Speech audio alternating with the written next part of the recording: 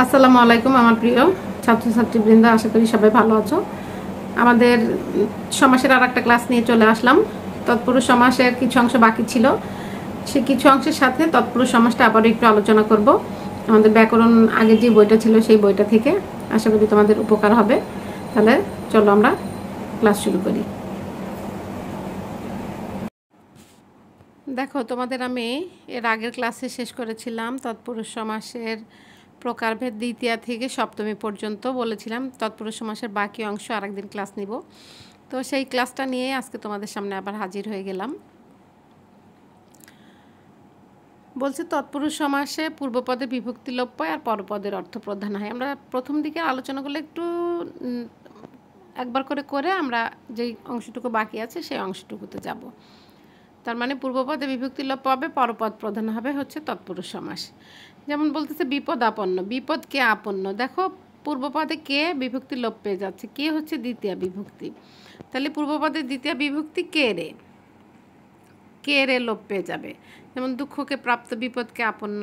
এরপর বলতেছে ব্যাপ্তি অর্থে অনেক সময় দ্বিতীয় তৎপুরুষ সমাস হয়, সেটা হচ্ছে চিরসুখী, চিরকাল ব্যাপিয়া সুখী। এরপর বলতেছে গা ঢাকা, রথ দেখা, বীজ বোনা, ভাত রাধা, ছেলে ভোলানো, নোভেল পড়া, এরকম।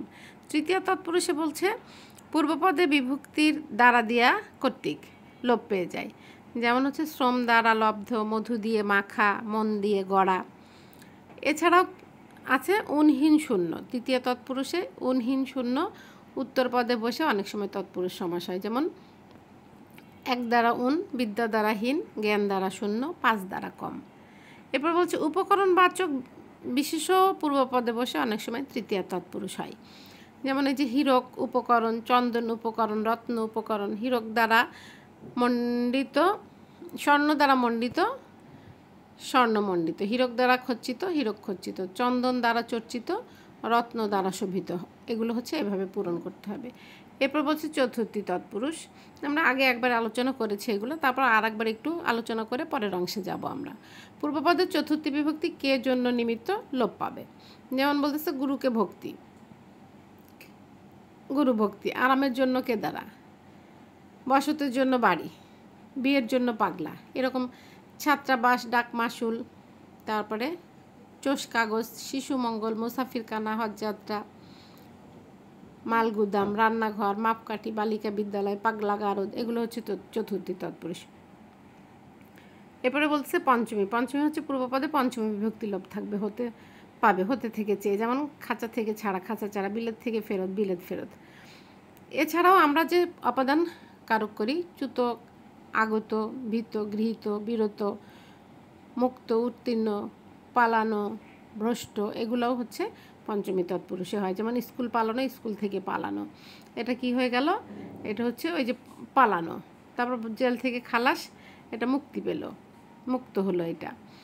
তারপর বোটা খসা, বোটা থেকে খসা, আগা গোড়া, আগা থেকে গোড়া, সাপ মুক্ত, সাপ থেকে মুক্ত, ঋণ মুক্ত, ঋণ থেকে মুক্ত। এরকমভাবে পঞ্চমী তৎপুরুষ হয়। আবার অনুসর্গের ব্যবহারও হয় পঞ্চমী তৎপুরুষের মধ্যে। প্রাণের চেয়ে প্রিয়, এটা হচ্ছে অনুসর্গের ব্যবহার।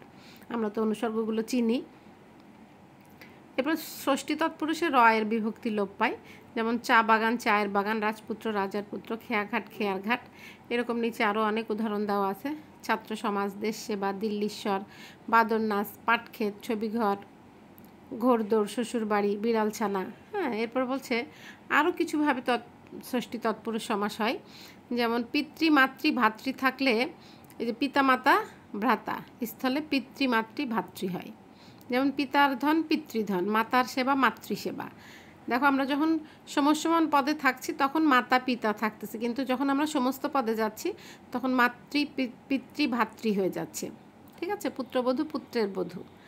তারপর বলছে পরপদে সহ, তুল্য, নিভ, প্রায়, সহপ্রতিম, এগুলো দিয়েও ষষ্ঠী তৎপুরুষ হয়। যেমন পত্নীর সহ, পত্নী সহ, কন্যার সহ, কন্যা সহ, সহোদরের প্রতিম, সহোদর প্রতিম, এরকম।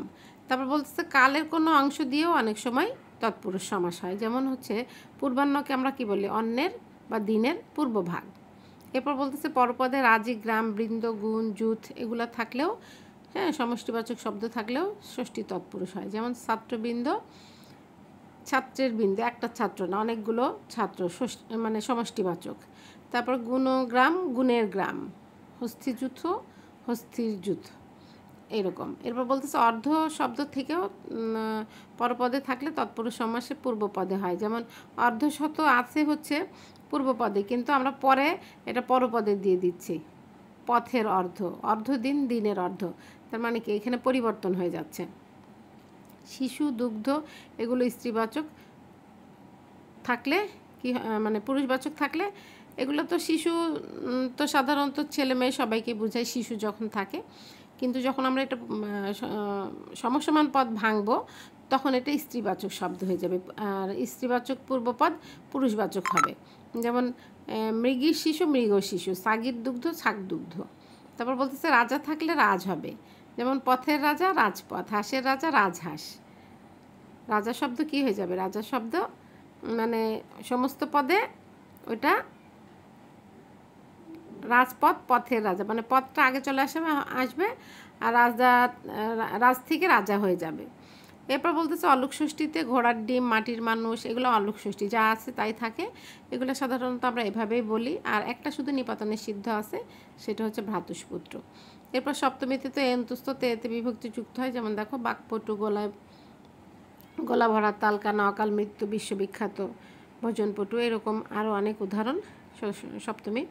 এরপর নয় তৎপুরুষ, নয় তৎপুরুষে বলতেছে নাবাচক নয় অব্যয় যুক্ত হয়। যেমন না, নেই, নাই, নয়, এগুলো পূর্বে বসে তৎপুরুষ সমাস হয়। যেমন অনাচার কি হবে, অনাচার যখনই বসেছে তখনই এটা কি কিসের ব্যবহার হয়ে গিয়েছে, উপসর্গের ব্যবহার হয়ে গিয়েছে। দেখো আমরা উপসর্গে অনা এগুলো ব্যবহার করি, তো এখানে ন আচার, না বোধক হয়ে গেল, নয় তৎপুরুষ, এই জন্য এটাকে বলতেছে নাবাচক শব্দ আগে চলে আসবে। হ্যাঁ, অনাচার, ন আচার, অনাচার মানে তো না বোধক হয়ে যায়। অকাতর, নকাতর, অনাদর, ন আদর, নাতি দীর্ঘ, ন অতি দীর্ঘ, নাতি খর্ব, ন অতি খর্ব, এইভাবে পূরণ করতে হবে। না কিংবা অনা এগুলো খাঁটি বাংলাতে হয়। যেমন অকাল, নকাল, হ্যাঁ, আধোয়া, না ধোয়া, না মঞ্জুর, অকেজ, এরকম অনেকগুলো উদাহরণ দিয়েছে। দেখো নিচে কয়েকটা উদাহরণ দিয়েছে নয় তৎপুরুষের। অবিশ্বাস, নবিশ্বাস, অলৌকিক, নলৌকিক, অকেশা, নকেশা, অসুর, নসুর, অকাল, নকাল, অঘাট, নঘাট, এগুলো হচ্ছে নয় তৎপুরুষ। এরপরে বলতেছে উপপদ তৎপুরুষ। আমরা যারা বাক্য সংকোচন করি বা এক কথায় প্রকাশ করি, এটার সাথে কিন্তু এটার খুব মিল আছে, উপপদ তৎপুরুষের খুব মিল আছে। একটু খেয়াল করে দেখো তোমরা, আমরা এগুলা দিয়েই বাক্য সংকোচন করি।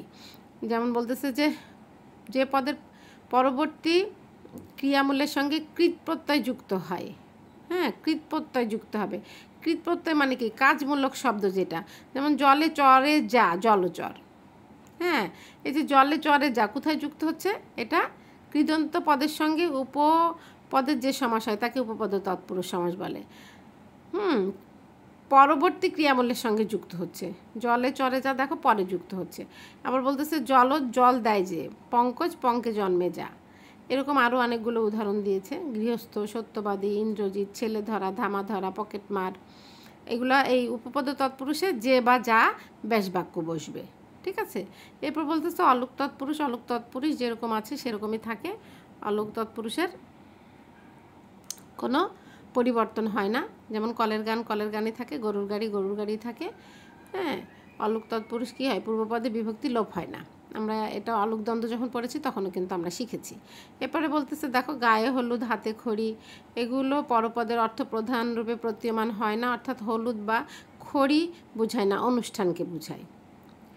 এটা হলুদকেও বোঝাচ্ছে না, গায়ে হলুদ দেওয়া হয় যে অনুষ্ঠানে, অনুষ্ঠানকে বোঝাচ্ছে। হাতে খড়ি দেওয়া হয় যে অনুষ্ঠানে, অনুষ্ঠানকে বোঝাচ্ছে। এই জন্য এগুলো হচ্ছে অলোক বহুব্রীহি, অলোক তৎপুরুষ নয়, ঠিক আছে। অলোক তৎপুরুষ কোনটা, অলোক তৎপুরুষ হচ্ছে যে তৎপুরুষ সমাসে পূর্বপদের দ্বিতীয় বিভক্তি লোপ হয় না, দ্বিতীয় বিভক্তি লোপ হয় না বলতেছে, দ্বিতীয় বিভক্তি লোপ হয় না, সেটা হচ্ছে অলোক তৎপুরুষ। যেমন গায়ে পড়া গায়ে পড়ায় থাকে, ঘিয়ে ভাজা ঘিয়ে ভাজায় থাকে, কলে ছাটা কলে ছাটায় থাকে, হ্যাঁ, কলের গান কলের গানই থাকে, গরুর গাড়ি গরুর গাড়িই থাকে। কিন্তু যেটা অলোক বহুব্রীহি হয় সেটা ক্ষেত্রে কিন্তু ওই তৃতীয় অর্থ বোঝায়। যেমন হলুদ দেওয়াকে প্রাধান্য দিচ্ছে না, খড়িকে প্রাধান্য দিচ্ছে না। খড়ি মানে কলম হাতে নেয়, বাচ্চাদের একটা অনুষ্ঠান হয় খাতা কলম হাতে নেওয়ার, সেটাকে হাতে খড়ি বলে।